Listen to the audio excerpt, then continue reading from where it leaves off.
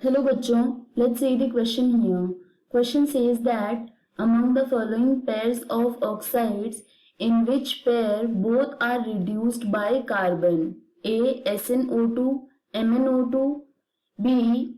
Fe2O3, PbO, C. ZnO, K2O, D. CaO, Cr2O3. Here we will start our solution.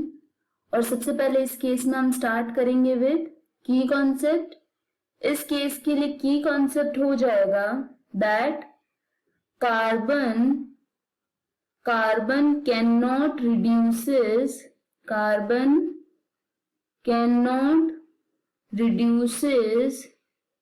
the oxides of highly reactive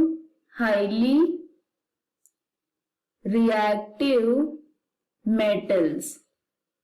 इसका मतलब ये हुआ कि जो metals बहुत ज्यादा रिएक्टिव हैं उनके ऑक्साइड्स को कार्बन रिड्यूस नहीं कर सकता. So this will be the key concept in this case.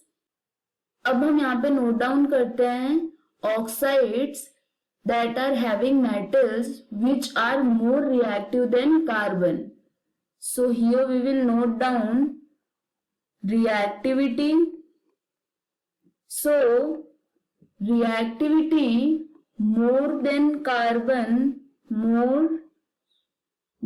of carbon. SnO2 की रिएक्टिविटी कम होती है but MnO2 have higher reactivity. K2O this also have higher reactivity. CaO and Cr2O3 इनकी reactivity भी ज्यादा होती है as compared to that of carbon. Therefore इससे हम बोल सकते हैं कि option A this is eliminated क्योंकि यहाँ पे दोनों पेयर को रिड्यूस होना चाहिए with carbon. So A is eliminated. C is also eliminated क्योंकि ZnO रिड्यूस हो सकता है कार्बन से बट K2O नहीं हो सकता. And similarly D is eliminated because both these oxides cannot be reduced by carbon. अब हम नोट डाउन करते हैं reaction of reduction for Fe2O3 and for PbO. Fe2O3 इसके रिडक्शन के लिए हो जाएगा Fe2O3 plus carbon monoxide and as a result we will obtain 2Fe plus 3CO2. इस केस में Fe this is reduced here. Next we have PbO.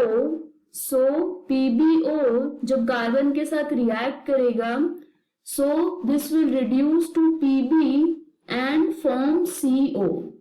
इस case के लिए करेक्ट ऑप्शन हो जाएगा pair which are reduced by carbon. This is option B, that says Fe2O3 PbO. This is the final answer. I hope you understood the explanation. All the best.